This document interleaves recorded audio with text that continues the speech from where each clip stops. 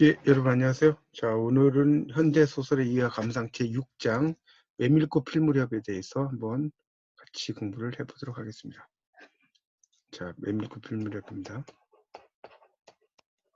이호석의 작품이죠. 메밀꽃 필무렵. 이 메밀꽃 필무렵은 1936년에 쓰여진 작품이고요. 이런 어떤 원초적 세계에 대한 근원적 신미한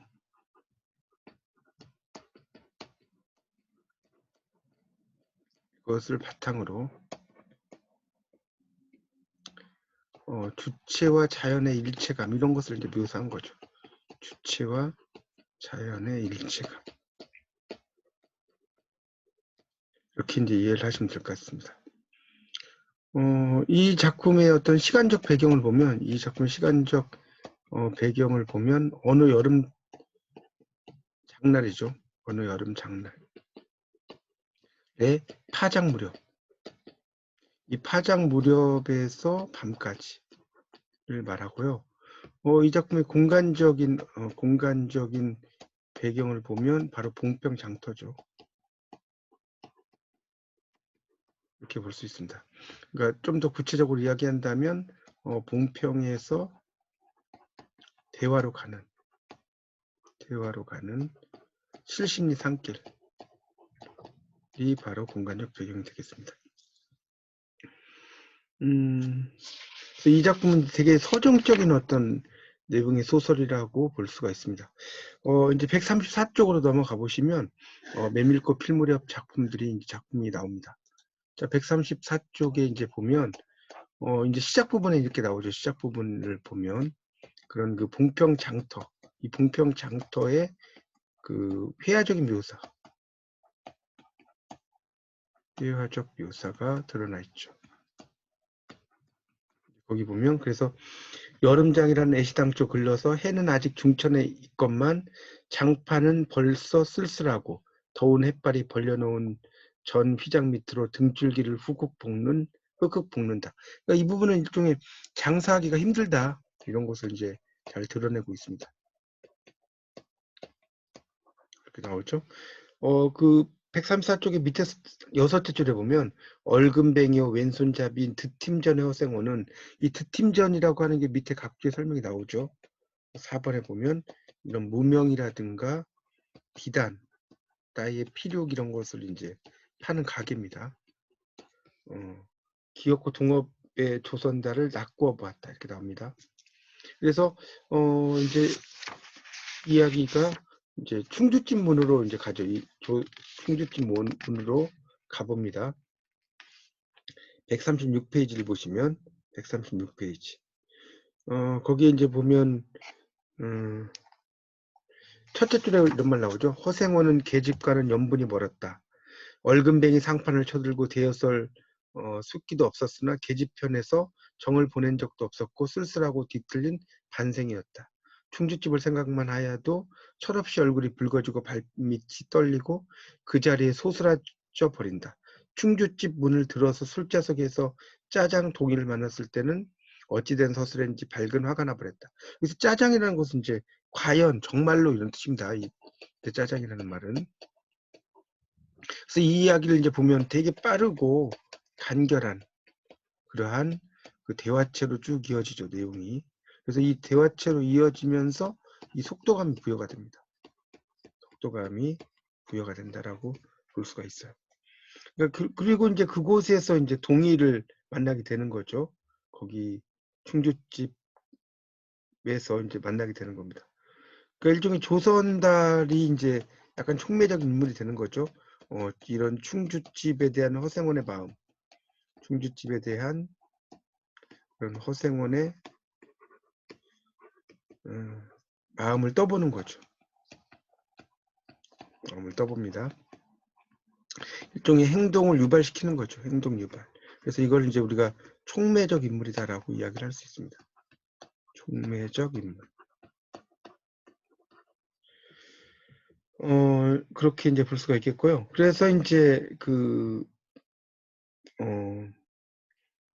136쪽의 밑에서 한 7째 줄에 나오죠. 어디서 주워먹은 선머슴인지 모르겠으나 내게도 애비애미 있겠지. 그 사나운 꼴 보면 마음 좋겠다. 이렇게 이제 시작이 되죠. 그러면서 이제 허생원의 내면에 집중이 되는 이야기가 쭉 작품 속에 등장을 하게 됩니다. 139쪽으로 가보면요. 139쪽입니다. 자, 이 139쪽에 이제 보면 거기 X 이렇게 써진 부분이 있죠. 이 부분은 일종의 장면 혹은 화재 전환 여기 나오고요. 일종의 허생원의 이제 정보, 허생원의 그런 그 과거의 정보 이런 것들을 요약적으로 제시를 하죠. 그래서 말하기, 텔링 라고 볼 수 있고요. 이 말하기, 텔링의 반대말이 바로 보여주기고요. 보여주기는 쇼잉이라고 합니다. 쇼잉. 볼 수 있습니다. 그런 내용이 이제 쭉 됩니다. 이야기가 되고요. 이제 141쪽을 보겠습니다. 첫째 줄부터. 자, 이지러는 졌으나 보름 가재 지난달은 부드러운 빛을 흔붙이라는 것은 넉넉하고 푸근하게죠. 흘리고 있었다. 대화까지는 70리의 반길, 고개를 둘이나 넘고 개울을 하나 건너고 벌판과 산길을 걸어야 된다. 자, 그 다음에 나오는 이제 부분, 다른이라고 시작되는 이 부분부터 밑에 하얗었다까지 있어요. 하얗었다.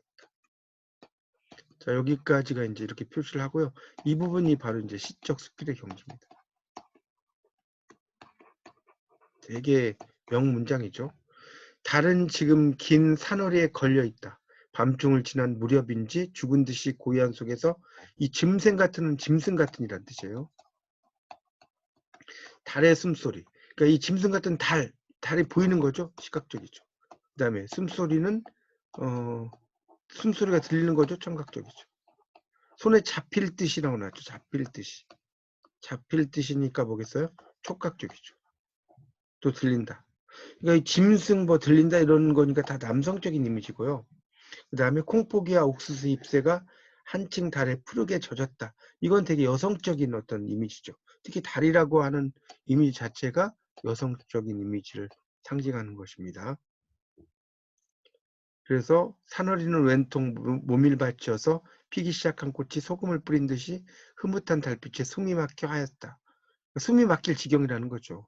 그런 식으로 이제 결국은 이 성서방네 처녀와 물레방앗간에서 사랑하는 이야기죠. 하룻밤의 사랑 이런 이야기들을 이렇게 자연물에 의존해서 썼다라고 볼 수가 있겠습니다. 그래서 이제 그런 일이 있었고요. 그 다음에 이제 142쪽으로 넘어가 보시면 그래서 이제 그 둘째 줄에 좋은 데만 있으면 시집도 보내련만 시집은 죽어도 싫다지. 그러나 처녀는 울 때같이 정을 끊는 때가 있을까? 이렇게 이제 이야기를 합니다. 그러다가 이제 몇 줄 지나면 제천 연지로 주랭랑을 놓은 건 그 다음 날이었다. 이렇게 이제 나오고요. 그래서 이제 제천에서 143쪽에 중간 하단 부분에 보면 부끄러워서 말하지 않으려 했으나 정말이에요. 제천 촌에서 달도 차지하는 아이를 낳고 어머니는 집을 쫓겨났죠. 우스운 이야기나 그러기 때문에 지금까지 아버지 얼굴도 본 적이 없고 있는 고장도 모르고 지내와요. 이런 말 나옵니다. 자, 그 다음에 이제 봉평에 대한 이야기가 나오죠. 거기 144쪽에 밑에서 넷째 줄부터 볼게요. 모친의 친정은 원래부터 제천이었던가? 웬걸요. 시원스리 말은 안 해주나 봉평이라는 것만 들었죠. 여기 봉평이라는 게 중요하죠. 그러니까 이 봉평이라는 것은 뭐냐면 이런 지역명이죠. 지역명. 봉평이 지역명으로 뭡니까? 부자관계. 이 부자관계를 암시하는 거죠. 암시를 하고 또 이제 자세한 서술을 안 하죠. 이제 그런 의미로 볼 수 있습니다. 자, 145쪽에 이제 중간 부분에 보면 의부와도 갈라져 제천에 있죠. 가을에는 봉평에 모서 오래하고 생각 중인데요. 이렇게 나왔죠. 일을 물고 벌면 이럭저럭 살아갈 수 있겠죠. 그런 의미로 이제 쭉 쓰이고요. 자, 그러다가 이제 마지막 부분을 보시면요. 마지막 부분을 보겠습니다. 거기 이제 146페이지 밑에서 5째 줄, 나귀가 걷기 시작했을 때 동이의 채찍은, 채찍이란 건 채찍을 말해요. 채찍. 여기 지금 채찍이라고 썼는데 요즘 말로 채찍이죠. 왼손에 있었다. 이게 중요하죠. 오랫동안 아둑신, 이 아둑신이는 어둠의 귀신을 뜻해요. 같이 눈이 어둡던 허생도 요번만은 동이의 왼손잡이가 눈에 띄지 않을 수 없었다. 걸음도 해깝고 가볍고 방울소리가 반벌판에 한층 청청하게 울렸다. 다리 어지간히 기울어졌다. 나옵니다. 자, 147쪽에 이제 보면 이제 이호석에 대해서 이제 나오게 되는데, 일단 이호석이라는 작가는 동반자 작가예요. 처음에는. 그러다가 나중에 이제 서정 소설 작가로 변환이 되는데, 이 동반자 작가라고 하는 것은 카프라는 그것에 가입을 하고 이제 그걸 활동을 하지 않는 거죠. 동존하는데 그런 것을 이야기합니다. 그래서 이제 이런 그 동반자 작가의 작품들이 이제 그 있는데, 도시와 유령이라든가 노령그네,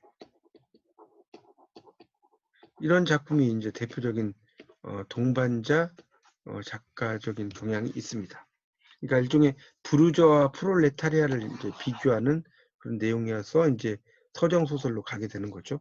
그러니까 이 달이라는 것은 밝은 밤에, 그 달 밝은 밤에 이제 사랑 이야기가 가장 핵심이 돼 있고, 그다음 148쪽에 보면 인간과 자연의 교유라고 나오죠, 이번에. 자, 그래서 148쪽의 아랫부분 마지막 단락을 보시면 인간과 동물의 동일시와 이입을 통한 묘사. 이게 이제 중요하죠. 이 아까 설명을 드렸지만 시적 수필의 경지라고 했고, 그다음에 여기서 이제 그 하룻밤의 사랑을 이렇게 자연물에 빗대서 표기했다는 거고요. 149쪽이 동반자 작가에서 서정 소설 작가라는 건 아까 또 설명을 드렸죠.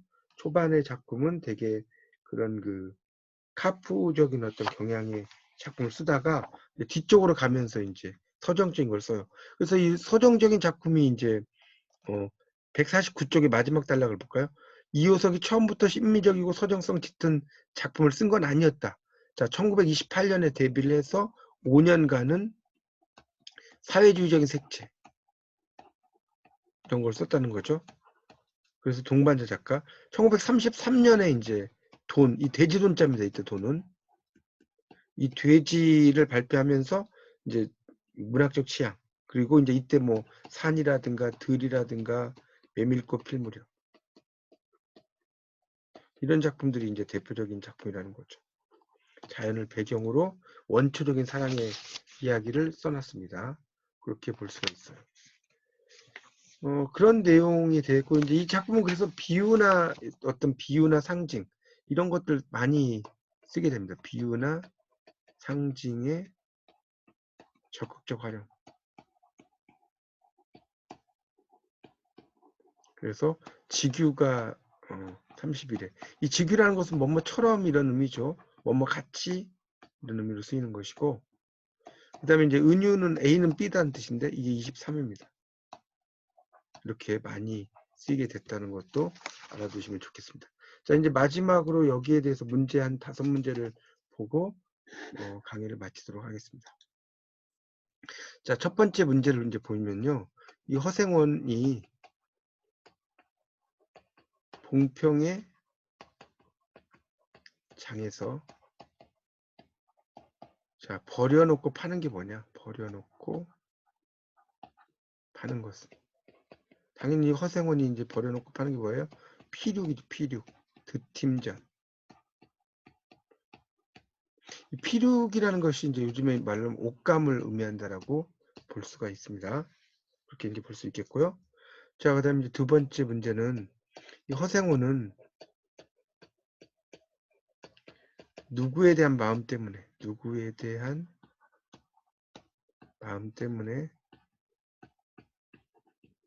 동의와 충돌하게 되는가? 누구에 대한 마음 때문에 동의와 충돌하게 되는, 당연히 충주집이죠. 자, 그 다음에 세 번째 문제는요, 이 허생원과 반평생. 이 반평생을 동고동락한 짐승이 뭐냐? 당연히 뭐예요? 당나귀죠, 당나귀. 허생원은 당나귀와 동고동락을 하게 됩니다. 이 작품을 이제 읽다 보면 당나귀 이야기가 상당히 많이 나와요. 그래서 당나귀를 이제 그 이야기를 한다라고 보시면 될 것 같고요. 그래서 이제 그 당나귀를 끌고 이제 여기저기 다니면서 뭐 장사도 하고 그렇게 그 활동도 하고 이제 그런 내용이 나옵니다. 책 읽어보시면. 그 다음에 네 번째 문제는요. 허생원과 함께 대화를 향해서 밤길을 걷는 인물. 당연히 누구였어요? 바로 조선달과 동이죠. 조선달과 동이가 이제 함께 밤길을 걷게 되죠. 거기 뒷부분에 보면 이제 그런 게 나오죠. 그 허생원과 조선달과 동이가 세 사람이 이제 그 길을 가면서 이제 이야기가 되죠. 거기 143쪽에 보면 나오죠. 첫째 줄에 보면 총각도 젊겠다. 지금이 한창 시절이렸다. 충주집에서는 그만 실수를 해서 그 꼴이 되었으나 서럽게 생각하지 말게. 거기서 이제 쭉 내려오다 보면 생원과 선달이 야단스럽게 껄껄들 웃으니 동이는 정색하고 우길 수밖에 없었다. 이런 말 나오죠. 이게 이제 세 사람이 등장을 한다라고 볼 수가 있습니다. 그렇게 좀 정리를 하시면 될 것 같고요. 자, 이제 마지막 문제는 이 허생원과 동이의 그런 그 특별한 관계죠. 특별한 관계를 암시해주는 바로 이런 유전적 특징. 계속 나왔었죠? 뭐였습니까? 바로 왼손잡이죠. 이게 바로 이제 허생원과 동이의 유전적인 특징을 암시한다. 이게 일종의 복선의 의미로 이제 볼 수 있죠. 왼손잡이라고 하는 것 자체가 그런 부자 관계를 어떻게 보면 상징적으로 드러낸 그런 내용이라고 볼 수가 있겠습니다. 네, 이렇게 해서 이제 그 이호석의 메밀꽃 필 무렵에 대해서 전반적인 설명을 드렸으니까 여러분이 다시 한번 잘 복습을 하셔서 여러분의 지식으로 만드시기 바랍니다. 자, 이상 마치겠습니다. 감사합니다.